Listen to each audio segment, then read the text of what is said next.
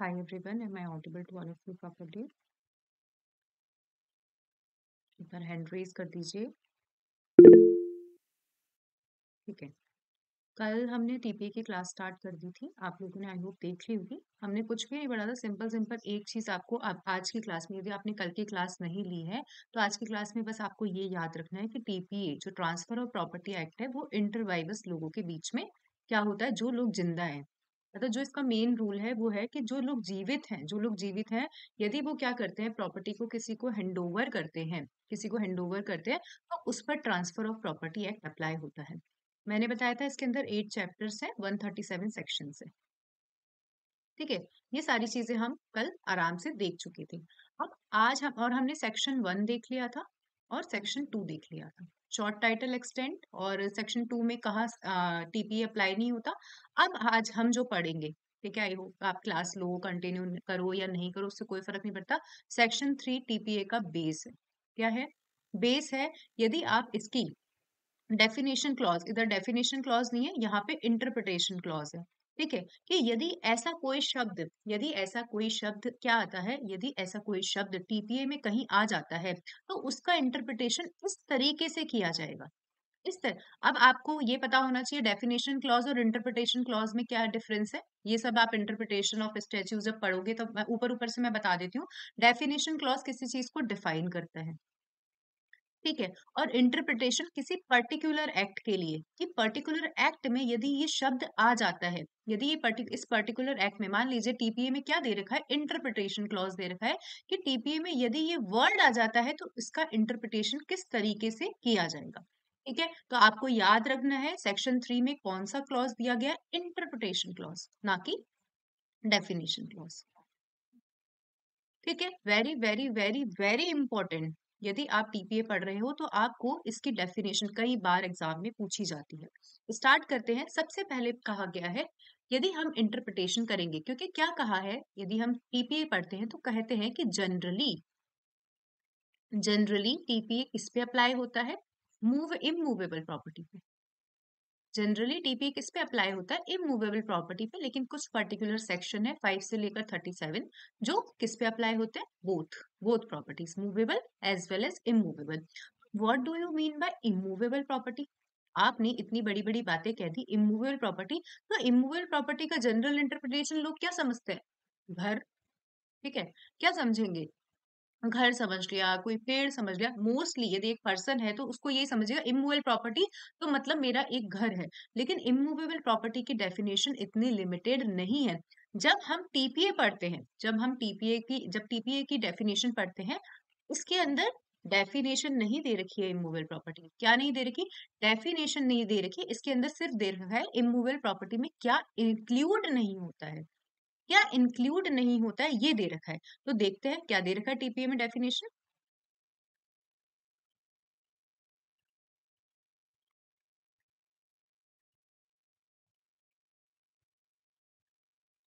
देखिए, टीपीए में of course TPA में डेफिनेशन नहीं दे रखी इमूवेबल प्रॉपर्टी की, बस सिंपल सी ये बात दे रखी है कि टीपी ये जो इमूवेबल प्रॉपर्टी है इसके अंदर क्या इंक्लूड नहीं होता, ये डेफिनेशन में इंपॉर्टेंट है, प्री में आती है। इतनी सी डेफिनेशन से ही आपको 1 मार्क्स मिलते हैं। इसमें एक इतनी सी डेफिनेशन में लोग कंफ्यूज जाते हैं, तो आपको याद करना है। तो क्या लिखा हुआ है, immovable property does not include immovable ma'am property. हाँ थोड़ा सा इसको आप जूम कर देंगे। हाँ हाँ, डन डन। अब प्रॉपर दिख रहा है। Yes ma'am, yes ma'am. देखो, इमूवेबल प्रॉपर्टी में स्टैंडिंग टिम्बर इंक्लूड नहीं है।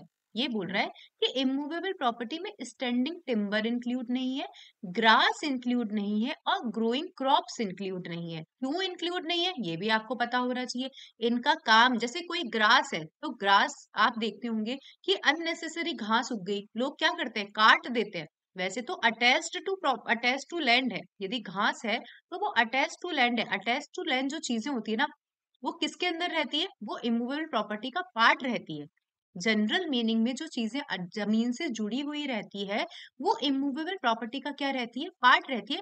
लेकिन इन्होंने कहा कि जो स्टैंडिंग टिम्बर है,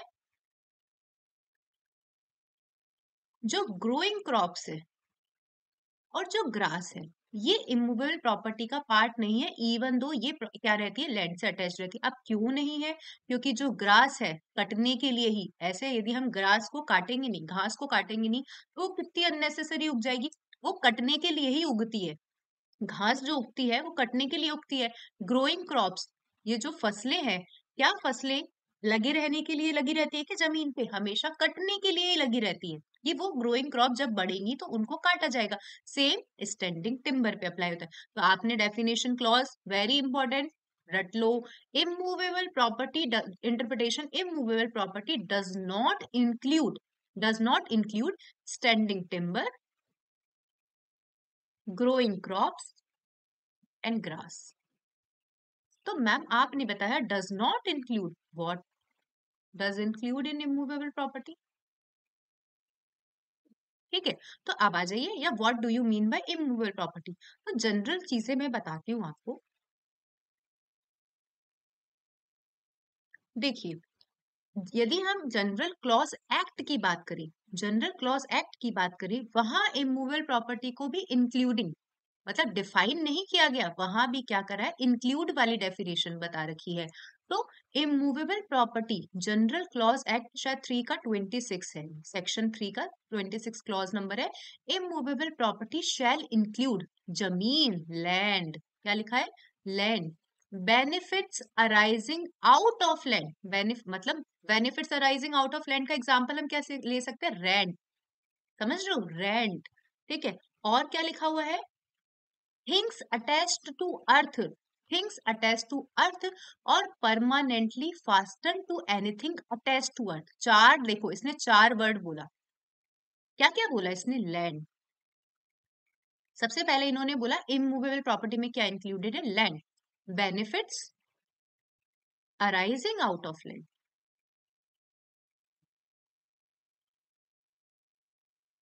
ऑफ लैंड, फिर a thing attached to earth, thing attached to earth, और एनीथिंग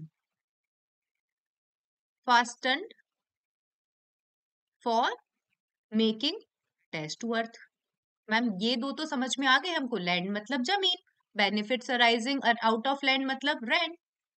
ठीक है, अटैच टू अर्थ, घर बना दिया, क्या बना दिया, घर बना दिया, समझ रहे हो? तो ये क्या है, अटैच्ड टू अर्थ। और एनीथिंग फास्टन्ड, अब ये फास्टन्ड का मतलब क्या हुआ, मान लीजिए एक कुआं है, घर के अंदर एक वेल है, वेल के अंदर एक लोहे का, वेल के ऊपर का जो लोहे का, उसको कवर करने के मकसद से, कि जो कुआं है, जितने भी मतलब 10 इंच का कुआं है, उसको कवर करने के मकसद से क्या बनाया गया, एक लोहे का कवर बनाया गया है। कभी कभी आप लोग देखते होंगे टैंक बना दिया जाता है, तो उसपे क्या रखा जाता है, लोहे का कवर रखा जाता है। तो मतलब उस कवर करने के लिए, ठीक है, तो ये भी क्या करा है, फास्टन्ड, एनीथिंग फास्टन क्या कर गया, उस पे जोड़ा गया है, तो इसको भी क्या मान लिया जाता है, इसको भी इमूवेबल प्रॉपर्टी माना जाता है।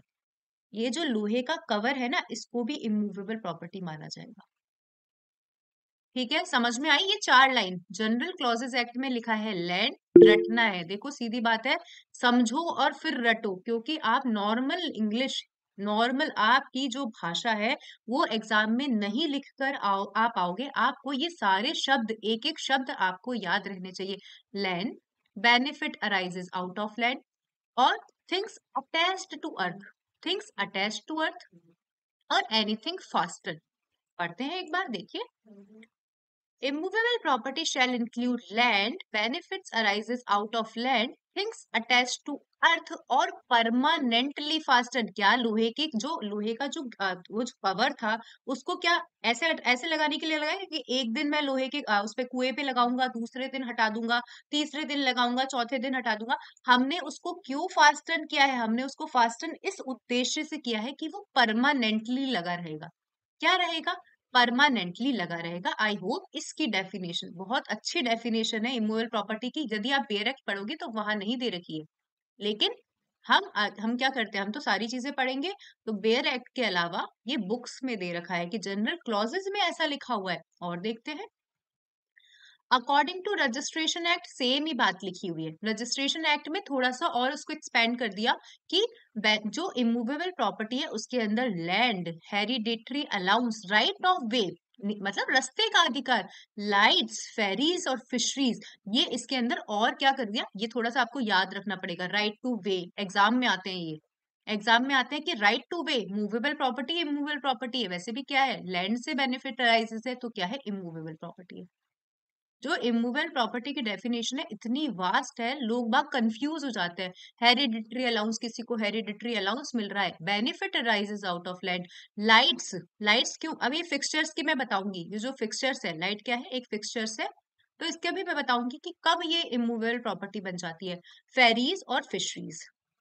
अब हमने वर्ड पढ़ा अटैच्ड टू अर्थ। क्या वर्ड पढ़ा हमने, अटैच्ड टू अर्थ।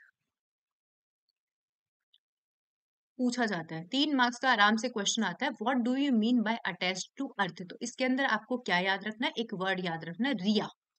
लड़की का नाम है, आराम से याद रखते हो, तो इसका वर्ड याद रखो, रूटेड। रिया का मतलब होता है रूटेड, आर का मतलब है रूटेड, ठीक है, जिसमें जमीन में रूट गाड़ा गया है। ई मतलब, देखो आ जाइए, रूटेड, एम्बेडेड इन अर्थ, जमीन में नींव बनाई जाती है।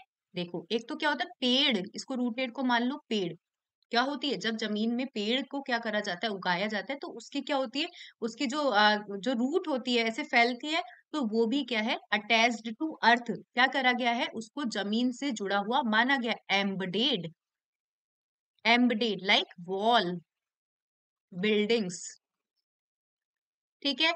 और ए का मतलब इसके अंदर attach to what, is so embedded for the permanent beneficial enjoyment of that to which is attached, जैसे वही सेम एग्जांपल, वेल का कवर।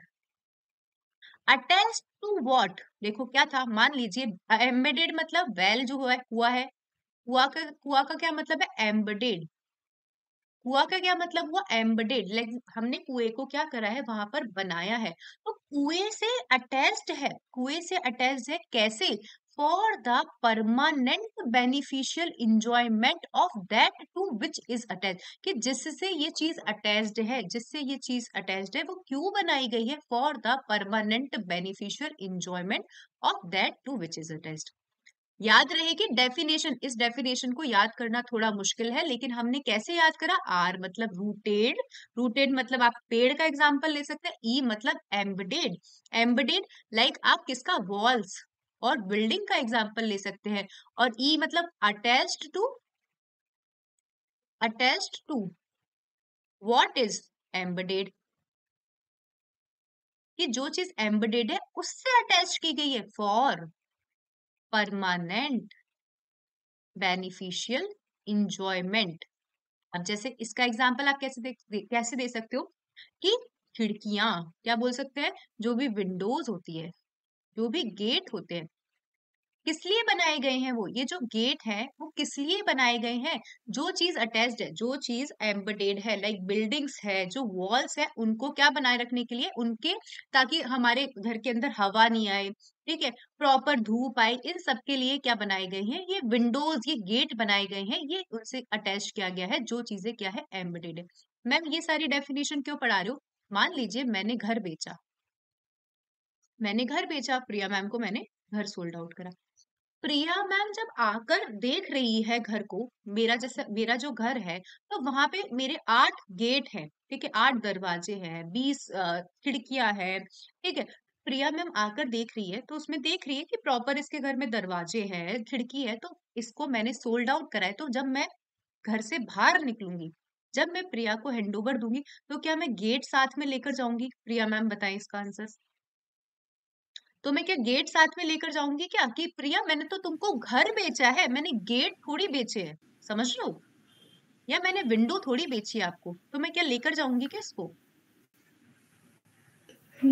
नो मैम, नहीं लेकर नहीं जाऊंगी। तो इसलिए ये क्या है, इमूवेबल प्रॉपर्टी का हिस्सा है, समझ रहे हो, समझ गए सब लोग, एक बार हैंड रेज कर दीजिए यदि आप इस कंसेप्ट को समझ गए, तो इमूवेबल प्रॉपर्टी समझ जाओगे कि उद्देश्य क्या है, मेरा उद्देश्य ये थोड़ी है कि मैं गेट लेकर जाऊंगी, मैं खिड़कियां लेकर जाऊंगी, ऐसा नहीं है। तो ये क्या बोला, attached to what, attach to what is embedded, embedded तो क्या थी, बिल्डिंग थी, एम्बिटेड तो क्या थी, बिल्डिंग थी, लेकिन क्या किया गया, उस पे अटैचमेंट किया गया, किस चक्कर में किया गया, for the permanent beneficial enjoyment. I hope बहुत अच्छे से आप डेफिनेशन लिख कर आ सकते हो, what is attached to earth. एक बार अच्छे से, एक बार सब लोग हैंड रेज कर दीजिए, आपको समझ में आ गया हो अटैच्ड टू अर्थ का मतलब। डेफिनेशन आती है, कई बार आती है, इंपॉर्टेंट डेफिनेशन है। देखते हैं, ये सब हमने पढ़ लिया, रूटेड, एम्बेडेड, और यहाँ पे भी मुझे रेड कलर करना चाहिए था, अटैच्ड। तो अब क्या क्या हमने इतना पढ़ लिया, तो देख लेते हैं क्या क्या इंक्लूडेड रहता है और क्या क्या इंक्लूडेड नहीं रहता है। ये सारे, जब भी एग्जाम देने जाओ, टीपीए का आपका आपका एग्जाम हो, तो ये सारे आपको रट कर जाने हैं। अब मैंने आपको क्या समझा दिया, मैंने आपको एग्जाम्पल तो समझा दिया कि क्या चीज इमूवेबल प्रॉपर्टी होती है, लेकिन एग्जाम में ऐसे नहीं आएगा ट्री, ऐसे थोड़ी पूछेंगे ट्री, तो आपको तो पता है which is attached to earth या रूटेड इन अर्थ। लेकिन ये थोड़ी बोलेंगे कि क्या ट्री इमूवेबल प्रॉपर्टी है, तो लेकिन क्या क्या पूछेंगे, right to way, right to वे क्या इमूवेबल प्रॉपर्टी है, तो आपको पता होना चाहिए क्योंकि मैंने बताया है आपको right to way immovable property है। और हेरिडिटरी अलाउंस इमूवेबल प्रॉपर्टी है। और कौन कौन सी चीजें हैं, फिशरीज, फेरीज, ये सब मैं आपको बता चुकी हूँ। Right to collect rent, right to way, right to collect dues, right, equity of redemption, ये सब चीजें ऑलरेडी मेंशन है। ये थोड़ी सी रटने वाली चीजें हैं, जो जनरल इंटरप्रिटेशन है वो मैं आपको बता चुकी हूँ। Right to ferry, right to fishery, right to receive future rents, a factory, ये सब चीजें इमूवेबल प्रॉपर्टी में आती है। 90% मैं चीजें इसमें कवर कर चुकी हूँ जो एग्जाम में आ सकते हैं। और राइट, ये सब चीजें इमूवेबल प्रॉपर्टी नहीं है। राइट टू वर्शिप कैसे हो सकती है इमूवेबल प्रॉपर्टी, कि मेरा, मान लो, कैसे बोलूं, मेरा घर था, समझो, मेरा घर था, तो मैंने, मेरा काम है, मैं भगवान की पूजा करती हूँ, मेरे घर में मंदिर है, यदि मैं उसको सोल्ड आउट कर दूंगी, समझो, यदि मैं उसको सोल्ड आउट कर दूंगी, तो क्या मैं उधर जाके पूजा कर सकती हूँ, नहीं कर सकती। राइट टू वर्शिप ये कोई इमूवेबल प्रॉपर्टी नहीं है। गवर्नमेंट प्रोमिसरी नोट नहीं है immovable property. Royalty, right to recover maintenance allowance, copyright, ये सब चीजें इमूवेबल प्रॉपर्टी नहीं है। थोड़ा सा इसको याद कर लेना, रट लेना, ठीक है। अब आओ क्या चीजें हैं, ये सब चीजें मैंने इसलिए बनाई क्योंकि एग्जाम में क्या होता है, एग्जाम में ऐसी चीजें आती है, ऐसे ही पूछ लेते हैं कि क्या रॉयल्टी इमूवेबल प्रॉपर्टी है, तो मना कर रखा है, मतलब किसी ना किसी केस लॉ में मना कर दिया होगा कि रॉयल्टी इमूवेबल प्रॉपर्टी नहीं है, तो आपको पता होना चाहिए। अब आती है बहुत इंपॉर्टेंट बात, what do you understand by rule of trees in transfer of property act 1882। क्या होता है, क्वेश्चन आता है ट्री, तो कौन बताएगा, प्रियव्रत आप बताओ, ट्री क्या है, इमूवेबल प्रॉपर्टी है या नहीं है, यदि आप क्लास में हो माइक ऑन करके बताओ, या कोई भी एक बार हैंड रेज कर दीजिए, हर्षित या कोई भी हैंड रेज कर दीजिए कि tree immovable property, Amitesh yes बताएं, ma'am. Tree tree movable. Immovable property है। यस अब मैम। लेकिन इसके इसके अंदर भी ट्रिक आ गई, समझो, मेरी बात समझो, जैसे मैं हूं पारुल, मैंने आपको घर सोल्ड आउट करा, क्या करा, आपको घर सोल्ड आउट करा, और मेरे घर में क्या थे, मेरे घर में गार्डन था, गार्डन में क्या लग रहे थे, ट्रीज लग रहे थे, मैंने आपको पूरा घर बेच दिया है, पूरा घर बेच दिया है, तो मैं क्या ट्रीज को उखाड़ कर लेकर जाऊंगी, अमितेश सर, नो मैम। ठीक है, तो समझ गए ना, जो ट्री क्या है, इंटेंशन से क्या बनते हैं इमूवेबल प्रॉपर्टी, क्या उस ट्री को मैंने इसलिए उसके अंदर, मतलब ट्री जब मैंने उगाए थे तब मैंने इस इंटेंशन से उगाए थे क्या, जब मैं घर बेचूंगी, जब मैं घर बेचूंगी, तो मैं उसको उखाड़ के लेकर जाऊंगी, नहीं, ठीक है। तो जो ट्रीज होते हैं ना, ट्रीज वो इंटेंशन से इमूवेबल प्रॉपर्टी बनते हैं। अब कैसे बताओ, समझो, मान लो ये एक ऐसे ट्रीज है, ये एक ऐसे ट्रीज है जिसके अंदर क्या लगते हैं, एप्पल लगते हैं या फ्रूट्स लगते हैं, ठीक है, किसी भी तरीके के फ्रूट्स लगते हैं या किसी भी तरीके की वेजिटेबल्स लगती है, तो वो लगी रहेगी, आप उखाड़ के नहीं लेकर जाओगे, उखाड़ के नहीं ले जाओगे। मैंने अमितेश को बेचा है तो अमितेश का इस ट्रीज पे भी अधिकार है, जब आप इमूवेबल प्रॉपर्टी को ट्रांसफर कर रहे हो, तो Amitesh has right on trees also. आपने कहा मेरा पूरा घर, तो मेरे पूरे घर में ट्रीज भी आते हैं। अब समझना, बहुत अच्छी बात मैं बताती हूँ, तो ये एक बार हैंड रेज कर दो, ये तो समझ में आ गया ना, trees bearing fruits and vegetables. Trees bearing fruits and vegetables are a movable property. मैं है ना क्या कर सकती हूँ, मैं फ्रूट्स निकाल के लेकर जा सकती हूँ, फ्रूट्स निकाल कर लेकर जा सकती हूँ, वेजिटेबल निकाल के लेकर जा सकती हूँ, केवल उसी टाइम जब मैं बेच रही हूँ, लेकिन मैं ट्रीज उखाड़ कर नहीं लेकर जा सकती। तो आपने ये एक चीज याद रखी कि trees bearing fruits and vegetables. तो क्या इसमें मैंने क्या बोला, इंटेंशन क्या था, जब आपने इन ट्रीज को क्या करा था, रूट किया था उस जमीन के अंदर, तो आपका इंटेंशन कभी भी ऐसा नहीं रहा होगा कि मैं कभी इसको बेचूंगा तो मैं ट्रीज उखाड़ कर लेकर जाऊं। अब देखो, आप लोगों ने सुना है चंदन के पेड़, शीशम के पेड़, इनका काम ही क्यों होता है, ये पेड़ लगते ही क्यों है, चंदन की लकड़ी लगती ही क्यों है, फर्नीचर बनते हैं इसे तो। शीशम से क्या बनते हैं, फर्नीचर बनते हैं, या कुछ मतलब जो भी होते हैं, खूब सारे ऐसे पेड़ होते हैं जिनका मेन उद्देश्य ही क्या होता है, उनको काट कर हमें क्या बनाना है, फर्नीचर बनाना है। क्या ये इमूवेबल प्रॉपर्टी है? जब मैं अमितेश को घर बेच रही हूँ और वहां पे मैंने चंदन के पेड़ लगाए हैं या शीशम के पेड़ लगाए हैं, तो क्या मैं इनको काट कर नहीं लेकर जा सकती, इनको मैंने गाड़ा ही क्यों है, मैंने इसका इंटेंशन इनको उगाया ही क्यों था, ताकि मैं इनसे कुछ ना कुछ प्रोडक्टिविटी लूं आगे। तो ये इमूवेबल प्रॉपर्टी है। क्या है ये, मूवेबल प्रॉपर्टी है। आई होप समझ में आ गया होगा, एक बार हैंड रेज कर। तो मैंने आपको क्या बोला, ट्रीज कैसे बनते हैं मूवेबल इमूवेबल, इंटेंशन से बनते हैं। किससे बनते हैं, इंटेंशन से बनते हैं। और सेम जैसे मैंने आपको बोला था लाइट्स, लाइट्स जैसे क्या हुआ, प्रिया मैम आई मेरे घर को देखने के लिए, मेरे घर में इतनी सुंदर सुंदर लाइट्स लगी हुई है, ठीक है, आराम से, मतलब वॉल लाइट लगी हुई है, अच्छी लाइट्स लगी हुई है।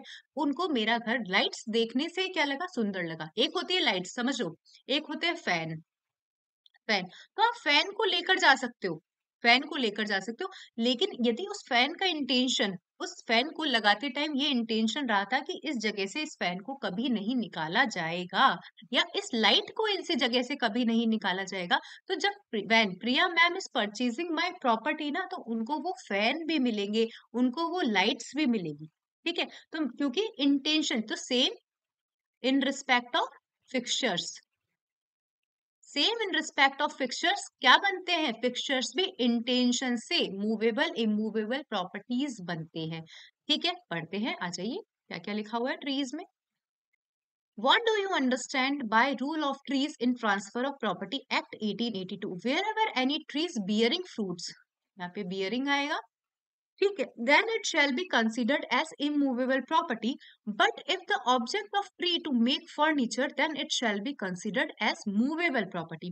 In one of the famous judgment, it was accepted that fruit bearing tree would not be considered as a movable property because tree itself is fixed to the land and cannot be shifted from one place to another.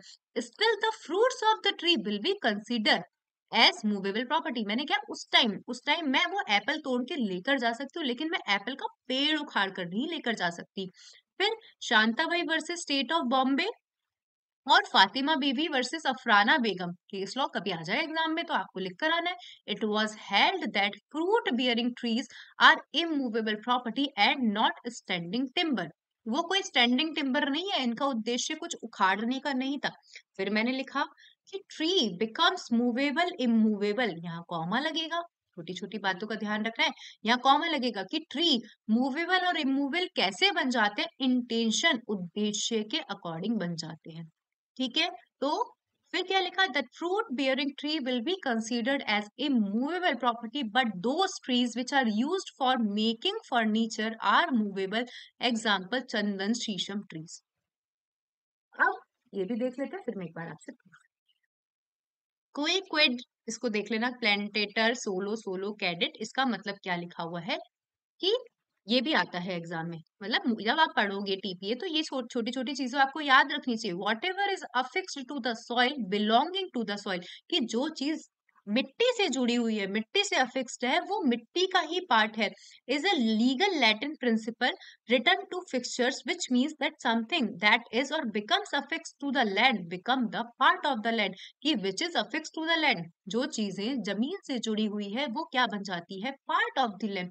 Therefore, title to fixtures is a part of the land and passes with the title to the land. यदि आप land को पास कर रहे हो तो fixtures भी fixtures भी, क्योंकि which is attach to the land, fixtures are attach to the land. तो आप यदि लैंड को पास कर रहे हो तो फिक्सचर्स भी क्या हो जाते हैं, फिक्सचर्स भी पास हो जाते हैं। whosoever owns that piece of land will also own the things attached। आराम से 5 या 6 नंबर का क्वेश्चन बन सकता है। आई होप समझ में आ गया होगा। एक बार हैंड रेज कर दो। ट्रीज का रूल, फिक्सचर्स का रूल।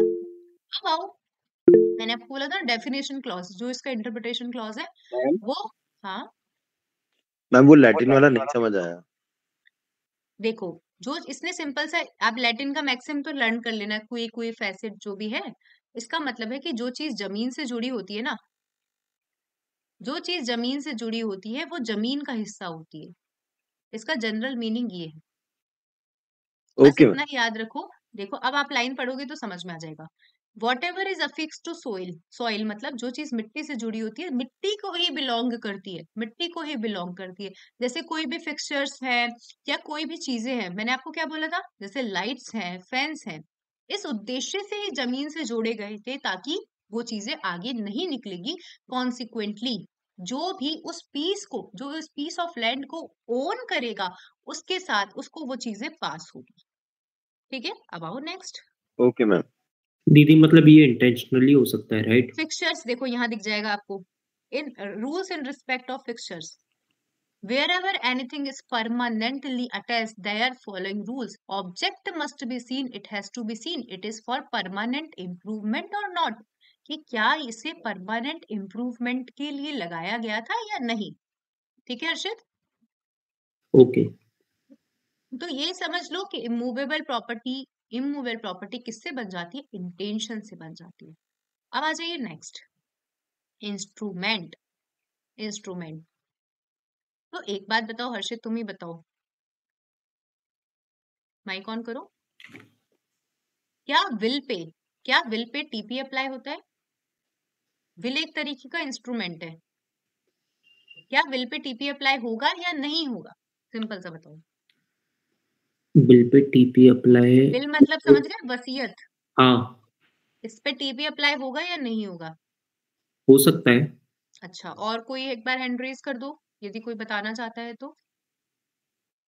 मैम नहीं होगा। ठीक है, और कोई एक बार हैंड रेज कर दो। अमितेश सर, टीपी अप्लाई होगा या नहीं होगा? मैम नहीं ठीक है, होगा। रीजन मैं बाद में बताऊंगी। गौरांश, टीपी अप्लाई होगा या नहीं होगा? मैम नहीं होगा। अब देखो हर्षित, समझो मेरी बात को, मैंने स्टार्टिंग में क्या बोला था, इंटरवाइवस, जीवित लोगों के बीच में टीपी अप्लाई होता है। तो आपको हर चीज थोड़ी एग्जाम्पल के तौर पे बताऊंगी। विल कैसे होती है, विल कैसे ट्रांसफर होती है, मरने के बाद देते हैं ना कोई इंसान की, यदि मैं मर जाऊंगा तो ये प्रॉपर्टी इसको मिलेगी, तो हर्षित अप्लाई होगा कि नहीं होगा? नहीं होगा। समझ गए, सब लोगों को समझ में आ गया कि विल पे टीपीए अप्लाई नहीं होता है। तो यहाँ पे वर्ड लिखा हुआ है इंस्ट्रूमेंट, और अब मैंने आपको क्या कहा कि ये जो वर्ड्स लिखे हुए हैं ये क्या है, इंटरप्रिटेशन। इंटरप्रिटेशन क्लॉज है, यहाँ पे डिफाइन नहीं किया गया, डेफिनेशन क्लॉज नहीं है टीपीए में। कहने को इंस्ट्रूमेंट का मतलब testamentary instrument like will, testamentary instrument like will, और नॉन टेस्टामेंट्री इंस्ट्रूमेंट्स इंक्लूड रहते हैं। लेकिन for the purpose of instrument, for the purpose of transfer of property act 1882, instrument means non testamentary instrument. Non testamentary, इसको for example मान लो, testamentary instruments होते हैं will. तो जो यहाँ पे टीपीए में इंस्ट्रूमेंट दिया गया है, इसके अंदर क्या इंक्लूड करता है, नॉन टेस्टामेंट्री इंस्ट्रूमेंट। याद रहेगा, पूछा जा सकता है, ऐसे पूछा जाएगा कि in as per transfer of property act 1882, instrument includes testamentary instrument, non testamentary instrument, both. तो आपको लिख कर आना है नॉन टेस्टामेंट्री इंस्ट्रूमेंट। अब क्योंकि ये चीज मैं आपको ऐसे ही बता सकती थी कि इंस्ट्रूमेंट का मतलब है नॉन टेस्टामेंट्री इंस्ट्रूमेंट, लेकिन डीप की चीजें आपको पता होनी चाहिए कि क्यों नॉन टेस्टामेंट्री इंक्लूड्स रहता है, क्यों टेस्टामेंट्री इंक्लूड्स नहीं रहता। देखते हैं, लिखा हुआ भी है, देखो। Instrument means are, non means नहीं, इंक्लूड्स यहाँ पे आएगा। Instrument includes a non testamentary instrument.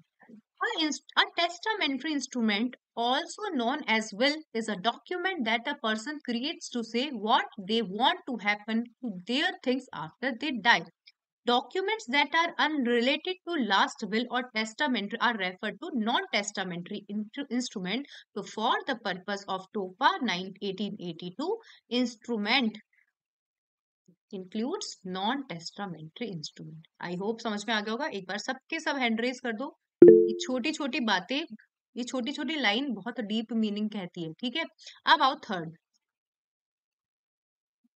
Attested. Definition he important है, इसकी डेफिनेशन याद करने में 4-4 5-5 दिन लग जाते हैं। क्या बोलता है अटेस्टेड? देखो, अब मैं बताती हूँ जनरली अटेस्टेशन का मतलब क्या होता है। कभी किसी ने सुना है अटेस्टेशन, कभी रजिस्ट्रेशन करवाया होगा किसी प्रॉपर्टी का, तो वहां पे आते हैं 2 पर्सन अटेस्टेशन करने के लिए, होता है ना अटेस्टेड। ये 2 पर्सन द्वारा इसे अटेस्ट किया गया, तो ये अटेस्टेड क्या होता है। अब हम इसकी डेफिनेशन को क्या करेंगे, पहले समझेंगे देन रटेंगे। रटना है इस डेफिनेशन को आराम से, कोई भी पूछ सकता है जो इंटेलिजेंट इंसान है, जिसको पता है कि किसी को अटेस्टेशन की डेफिनेशन याद नहीं होती। क्या होता है, attested means where 2 or more person। सबसे पहले यही याद कर लो कि अटेस्टेशन में 2 या 2 से ज्यादा लोग होने चाहिए। देखो क्या लिखा है फर्स्ट लाइन, कि in relation to an instrument means it shall be deemed always to have mean attested. क्या अटेस्ट क्या होते हैं, इंस्ट्रूमेंट ही तो अटेस्ट होते हैं, बाय 2 और मोर विटनेस। ठीक है, 2 और मोर विटनेस। और विटनेस बोलते क्या है, जब आप किसी घर की प्रॉपर्टी मतलब किसी प्रॉपर्टी को खरीद रहे हो या किसी इंस्ट्रूमेंट को आप क्या कर रहे हो, किसी भी इंस्ट्रूमेंट पे कौन बनाता है इंस्ट्रूमेंट, एग्जीक्यूटेंट। कौन बनाता है इंस्ट्रूमेंट, एग्जीक्यूटेंट। बनाएगा कौन, एग्जीक्यूटेंट। उस पे अटेस्ट कौन करेगा, उस पर अटेस्ट करेंगे ये जो अटेस्टिंग लोग होते हैं, कि हाँ भाई मेरे सामने बनाया है इन लोगों ने ये इंस्ट्रूमेंट, मेरे सामने इसने पारुल ने इस गौरांश को घर बेचा है, मेरे सामने गौरांश ने घर खरीदा है। तो सिग्नेचर करने वाले तो कौन है, मतलब एग्जीक्यूटेंट तो कौन है, जो एग्जीक्यूट कर रहे हैं। और अटेस्टेशन करने वाले कौन है, जो इन एग्जीक्यूटेंट को प्रूफ कर रहे हैं कि हमारे सामने विटनेस बन रहे हैं। समझ में आई, ये सिंपल सी लाइन याद रखो कि अटेस्टेशन मतलब कि व्हेन 2 और मोर पर्सन क्या बोल रहे हैं, देखो कि हमने देखा है एग्जीक्यूटेंट को साइन करते हुए और अपने मार्क्स को अफिक्स करते हुए। मैम ये वर्ड क्यों लिखा है, भाई कोई अंगूठा भी तो लगाता है, कोई अनपढ़ भी हो सकता है, पढ़ा लिखा है तो साइन करेगा। और कई बार पढ़े लिखों से भी अंगूठा लगवाते हैं, कई बार आपने देखा हो। तो दोनों शब्द याद रखने हैं कि हु हैज सीन, दोनों जो विटनेस है वो बोल रहे हैं ईच मतलब दोनों ने देखा है, ऐसा नहीं किसी एक ने देखा है।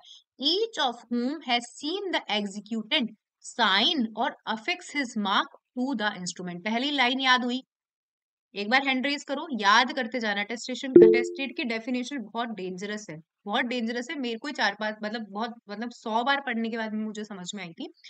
देखो तो फर्स्ट लिखते जाते हैं, who each of whom, who has नहीं लिखना है, ठीक है, लिखो each of whom has seen the executant. Executant कौन है, जो वो इंस्ट्रूमेंट को एग्जीक्यूट कर रहे हैं। Who has seen the executant affix his signature और मार्क्स, सिग्नेचर और मार्क्स ऑन द इंस्ट्रूमेंट। तो सबसे पहले जिसने देखा है, सबसे पहले मैं सामने खड़ी हूं, मैं और गौरांश एग्जीक्यूटेंट है, सामने हर्षित और प्रिया मैम खड़े हैं, उन लोगों ने हम दोनों को देखा है इस इंस्ट्रूमेंट को एग्जीक्यूट करते टाइम। दूसरा पॉइंट पढ़ते हैं क्या लिखा हुआ है, has seen some other person sign the instrument in the presence और by the direction of executant। मान लीजिए एग्जीक्यूटेंट है पारुल और गौरांश, पारुल एंड गौरांश, ये दोनों साइन नहीं कर रहे, लेकिन इन्होंने किसी को इंस्ट्रक्ट किया है, किसी को भी इंस्ट्रक्ट किया है, मान लीजिए हर्षित को इंस्ट्रक्ट किया है। तो इन लोगों ने हर्षित को देखा है, इन लोगों ने हर्षित को देखा है कि पारुल और गौरांश ने हर्षित को क्या दिए हैं, इंस्ट्रक्शन दिए हैं कि तू हमारे बिहाफ पर सिग्नेचर कर। लाइन समझ में आ गई क्या, अब थोड़ी बहुत तो समझ में आ गई होगी। पहले तो मैंने किसको देखा है, पारुल और गौरांश को देखा है, पारुल और गौरांश को देखा। सेकंड नंबर पे हमने एक ऐसे पर्सन को देखा है जिसको इंस्ट्रक्ट किया गया है पारुल और गौरांश के द्वारा साइन करने के लिए।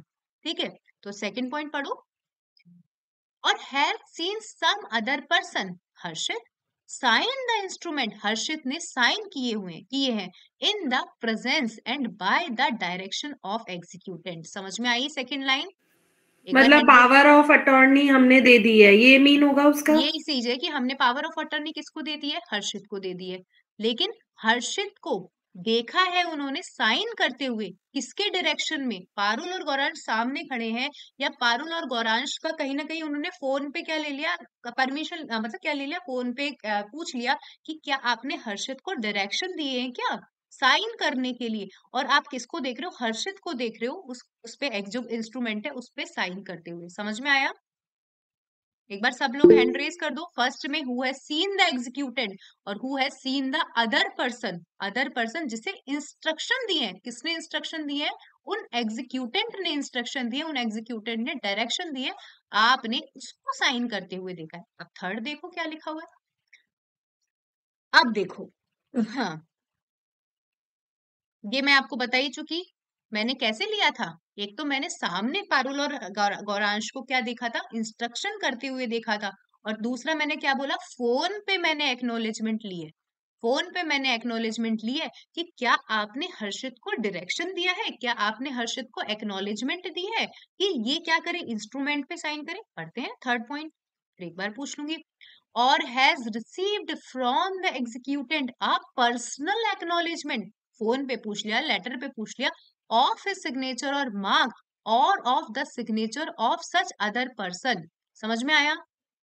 सबसे पहले देखो क्या बोला, हु हैज सीन, हम क्या कर रहे हैं, हम सामने खड़े होके देख रहे हैं गौरांश और पारुल को। सेकंड, हम सामने खड़े होके देख रहे हैं किसको, हर्षित को, जो थर्ड पर्सन है, हर्षित को थर्ड पर्सन है कि भाई डायरेक्शन दिए गए हैं। और हम क्या कर रहे हैं, गौरांश और पारुल से एक्नॉलेजमेंट ले रहे हैं कि क्या आपने साइन करे हैं, क्या मतलब क्या आपने, आप एक चीज समझ गए, उन लोगों का प्रेजेंट होना जरूरी नहीं है, सामने अपन कॉल पे भी पूछ सकते हैं, एक्नॉलेजमेंट ले सकते हैं कि आप ही एग्जीक्यूटेंट हो क्या, या जो हर्षित है आपने उसको डायरेक्शन दे दिया, उसने साइन करे हैं, वही उसने भी साइन करे हैं क्या। तो थर्ड पॉइंट एक बार दोबारा पढ़ो कि who has received the executant, हमने एग्जीक्यूटेंट से रिसीव कर ली है एक्नॉलेजमेंट, उसके सिग्नेचर की और उसके मार्क की, या तीसरे पर्सन के सिग्नेचर की या तीसरे पर्सन के मार्क की। समझ में आया? एक बार हैंड रेज करो, तीनों पॉइंट समझ में आने चाहिए, तीनों पॉइंट टिप्स पे समझ में आने चाहिए। Who has seen the executant, who has seen the other person, who has received the personal acknowledgement from the executant की आपने साइन करे हैं या थर्ड पर्सन ने साइन करे। अब लेकिन इंपॉर्टेंट बात, आप ये जो साइन करेंगे ना, अटेस्टिंग विटनेस जो साइन करेंगे ना, वो एग्जीक्यूटेंट की प्रेजेंस में ही करेंगे। समझो last point, each of whom has signed the instrument in the presence of executant। समझ में आ रहा है कि आपको ये लास्ट साइन, ये इंपॉर्टेंट है कि चाहे आपने पर्सनल एक्नॉलेजमेंट ली हो, चाहे आपने थर्ड पर्सन को सिग्नेचर करते हुए देखा हो, चाहे आपने गौरांश को, पारुल को सिग्नेचर करते हुए देखा हो, लेकिन आप जब साइन करेंगे, जब अटेस्टिंग विटनेस साइन करेंगे, वो एग्जीक्यूटेंट की प्रेजेंस में ही करेंगे, पारुल और गौरांश की प्रेजेंस में ही करेंगे। चाहे वो उस दिन नहीं कर रहे जिस दिन हर्षित ने साइन करे, चाहे वो उस दिन नहीं कर रहे जिस दिन पारुल और गौरांश ने साइन करे, चाहे वो 20 दिन बाद कर रहे हैं, लेकिन खड़ा कौन होना चाहिए, एग्जीक्यूटेंट उसके सामने खड़ा होना चाहिए। समझ में आ गया? फोर्थ पॉइंट एक बार हैंड रेज करो। अब आप घर जाके पढ़ोगे ना तो अच्छे से समझ में आएगा। अब देखो, but it shall not be necessary that more than one of such witness shall have been present at the same time. अब देखो, दो बना देते हैं हम विटनेस। कौन कौन है, एग्जीक्यूटेंट कौन था, पारुल गौरांश, थर्ड पर्सन कौन था, हर्षित, विटनेस कौन थे, विटनेस मान लीजिए प्रिया मैम, श्रेया मैम, इनको बना देते हैं। तो हमने एक चीज तो ये बोली कि प्रिया मैम और श्रेया मैम एग्जीक्यूटेंट की प्रेजेंस में साइन करेंगी, लेकिन ऐसा जरूरी नहीं है कि दोनों विटनेस एक ही टाइम साइन करें। प्रिया मैम अलग साइन कर सकती है, श्रेया मैम अलग साइन कर सकती है, दोनों का सेम टाइम पे प्रेजेंट होना जरूरी नहीं है। लाइन समझ में आ गई? एक बार देखते हैं फिर पूछूंगी। But it shall not be necessary that more than one of सच, की ऐसा जरूरी नहीं है कि एक से ज्यादा लोग या सारे लोगों का प्रेजेंट होना सेम टाइम पर। And no particular form of attestation shall be necessary. I hope आपको समझ में आ गया होगा। वापस रिवाइज करते हैं। Who has seen the executant? Attestation means when two और मोर पर्सन साइन। किस पे करते हैं? जिसने who has seen the executant, जिन्होंने एग्जीक्यूटेंट को इंस्ट्रूमेंट पे साइन करते हुए देखा हो। Who has seen the other person, लेकिन direction in the presence and direction of executant. Who has received personal acknowledgement from executant of signature और third person signature. Fourth number की but attestation must be in the presence of executant, की executant का present होना जरूरी है। But it shall not be necessary to present, मतलब सारे लोगों का, to present more than one person at the same time. और last point, there is no particular form required for attestation. आप कैसे, मतलब ऐसा नहीं कि कोई पर्टिकुलर फॉर्म है। क्वेश्चन बन सकता है कि अटेस्टेशन का पर्टिकुलर फॉर्म है, जी नहीं। तो आई होप अच्छे से आपको इमूवेबल प्रॉपर्टी की डेफिनेशन, अटेस्टेशन की डेफिनेशन समझ में आ गई होगी। एक बार हैंड रेज कर दो, समझ में आ गई? आ जाइए नेक्स्ट। ये तो थी अटेस्टेड की डेफिनेशन। अटेस्टेशन मतलब दो पर्सन जब साइन कर देते हैं उसको बोलते हैं अटेस्टेशन। तो देखो, ये था अटेस्टेड किसे कहा जाता है। जब हम पढ़ रहे हैं ना, ये क्या है? अटेस्टेड किसे कहा जाता है। और अटेस्टेशन जब वो दो लोग क्या कर देते हैं? साइन कर देते हैं, इसे क्या कहा जाता है? अटेस्टेशन।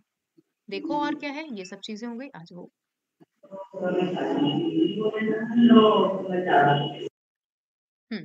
अब है registered.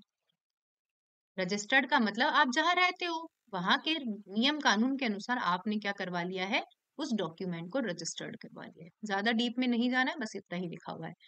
Registered means in any part of the territories to which this act extends under the law for the time being enforced, regulating the registration of document। कि जहां पर transfer of property act apply होता है, जो registration of document को जो act क्या करता है? रेगुलेट करता है, उसके अकॉर्डिंग आपने रजिस्ट्रेशन करा लिया, मच सफिशिएंट।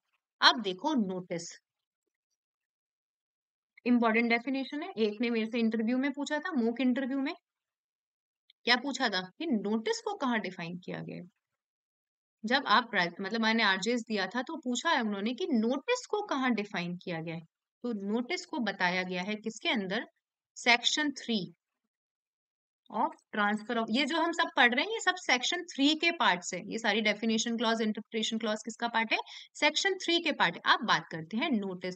यहाँ नोटिस का मतलब कोई डॉक्यूमेंट नहीं है, यहाँ नोटिस का मतलब है सूचना। सूचना। अब देखो क्या होता है, मतलब मान लीजिए पारुल किसको घर बेच रही है? प्रिया मैम को घर सोल्ड आउट कर रही है, ठीक है, हाउस सोल्ड आउट कर रही है। पारुल को पूरी प्रॉपर नॉलेज है, पारुल को पता है कि भाई हम घर बेच रही हूँ, मुझे बिल्कुल पता है कि मैं घर बेच रही हूँ। पारुल को पूरी नॉलेज है, तो इसको बोला जाता है actual notice.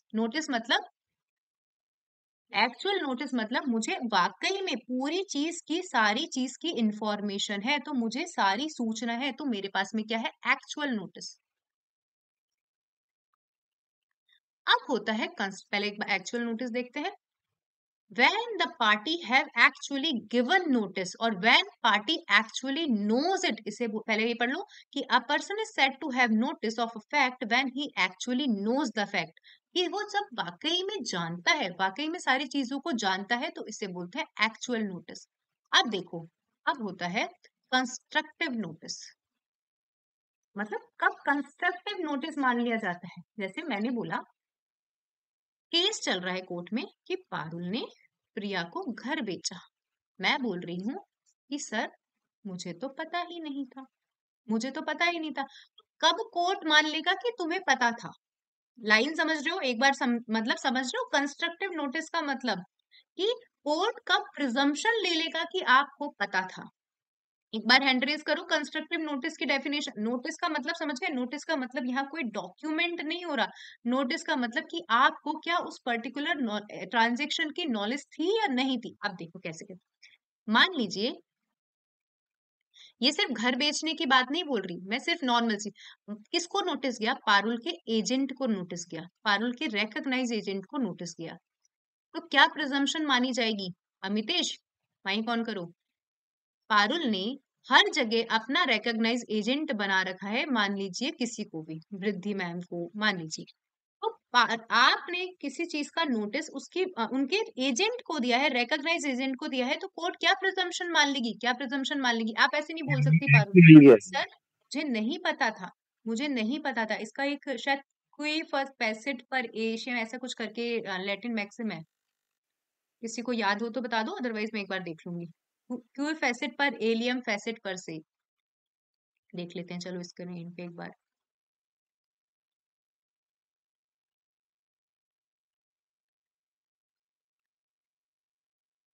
he who acts through another does the acts himself। कि मैं हर काम किसके रेफरेंस से कर रही हूँ? मैं हर काम रेफरेंस से कर रही हूँ एजेंट से। मतलब मैं हर काम, अपना सारा काम धंधा कर रही हूँ एजेंट के रेफरेंस से, एजेंट के बिहाफ पर। कोई नोटिस यदि मेरे एजेंट को दे दिया जाता है तो क्या कंसीडर कर लिया जाता है? आप लिखोगे एग्जाम में कोई फैसेट पर एलियम फैसेट पर से,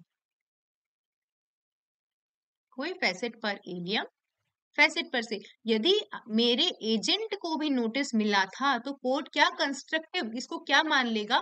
इसको ये मान लेगा कि जो पारुल है उसको भी नोटिस मिल गया था। एक बार हैंड रेज कर दो। Who acts on behalf of another, who acts on behalf of another.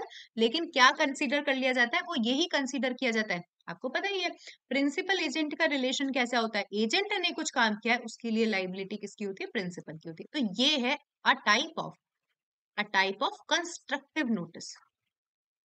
हाँ, और पूछती हूँ, मान लीजिए पारुल है, प्रिया मैम को घर सोल्ड आउट किया है।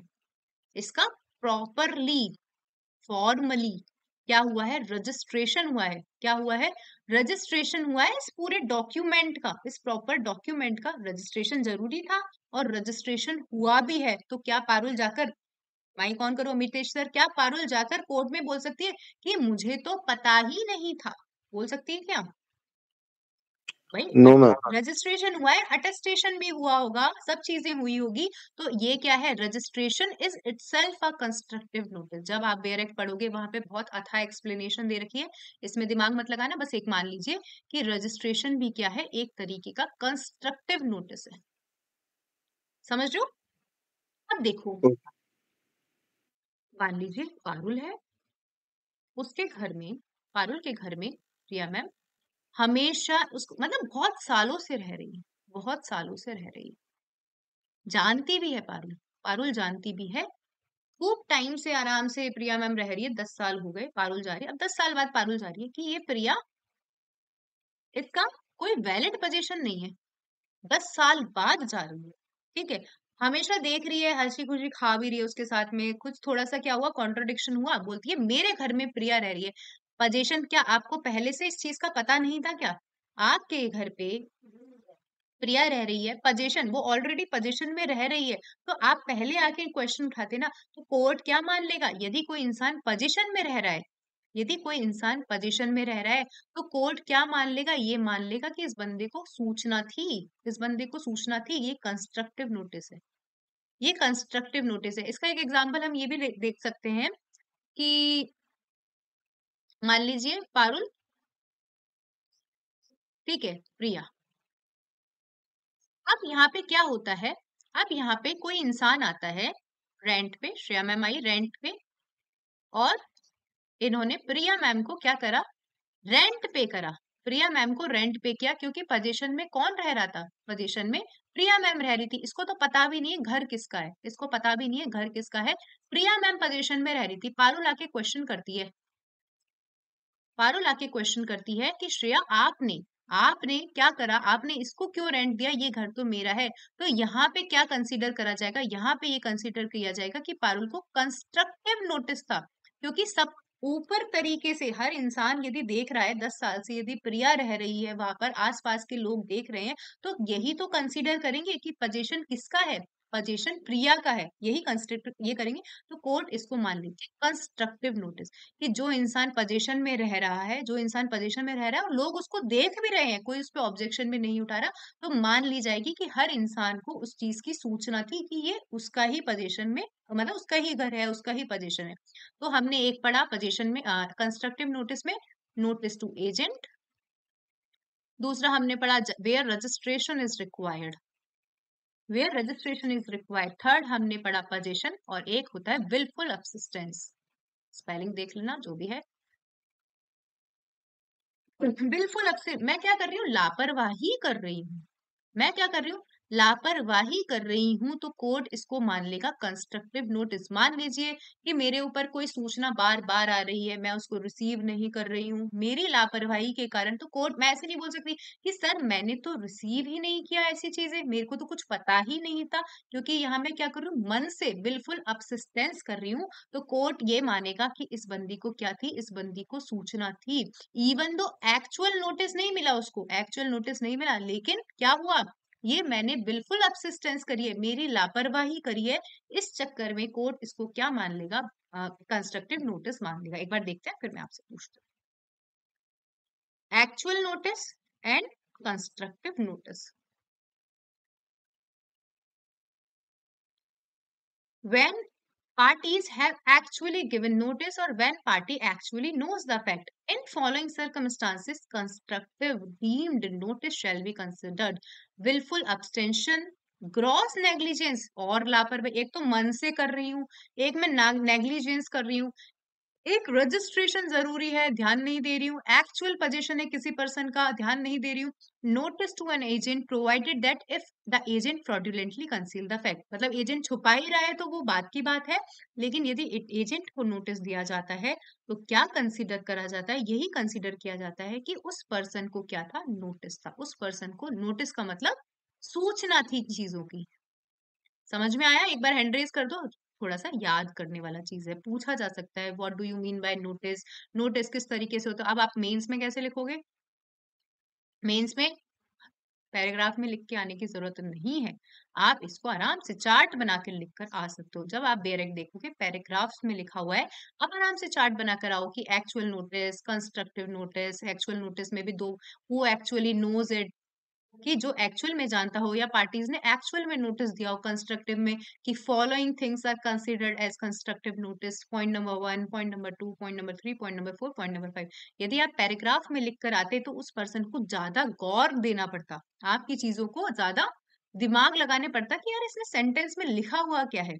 ठीक है, तो प्रेजेंटेशन कैसे करना है, प्रेजेंटेशन इसी तरीके से करना है कि आपको, ऑफ कोर्स मैं क्या सिखाऊंगी, ये सारी चीजें सिखाऊंगी आपको जब क्लास लोगे, कि आपको एग्जाम में किस तरीके से लिखना है ताकि आपको मार्क्स थोड़े ज्यादा मिले, थोड़े बेटर मिले। ठीक है, अब आओ नेक्स्ट एक डेफिनेशन और देख लेते हैं।